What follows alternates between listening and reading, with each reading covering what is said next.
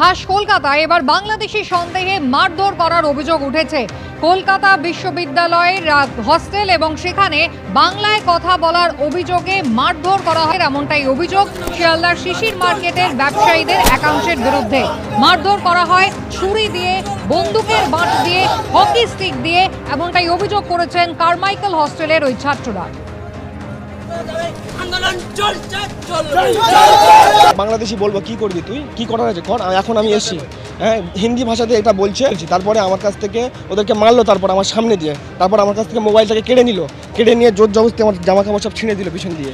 ছিঁড়ে দেওয়ার পরে আমাকে বললো যে যা ভিডিওটা ডিলিট কর। দু জায়গা থেকে ভিডিও ডিলিট করলো। তারপরে আমাদেরকে ফের মারতে আসছিল। আমাদের একটা ছেলেকে ওরা আটকে রেখেছিল, তারপরে ওকে আবার ছেড়ে দিল কিছুক্ষণ পরে পুলিশ যাওয়ার পরে।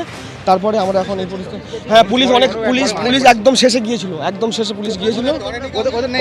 ওরা কাউকে ধরেনি, ওরা পালিয়ে গিয়েছিল। তারপরে আমাদের ছেলেটাকে পুলিশ উদ্ধার করলো, উদ্ধার করে এখন তার ট্রিটমেন্ট হচ্ছে ভিতরে। আমাকে আমার পেটে মেরেছে, আমার মুখে মেরেছে, আমার ফোন ছিনিয়ে নিয়েছিল।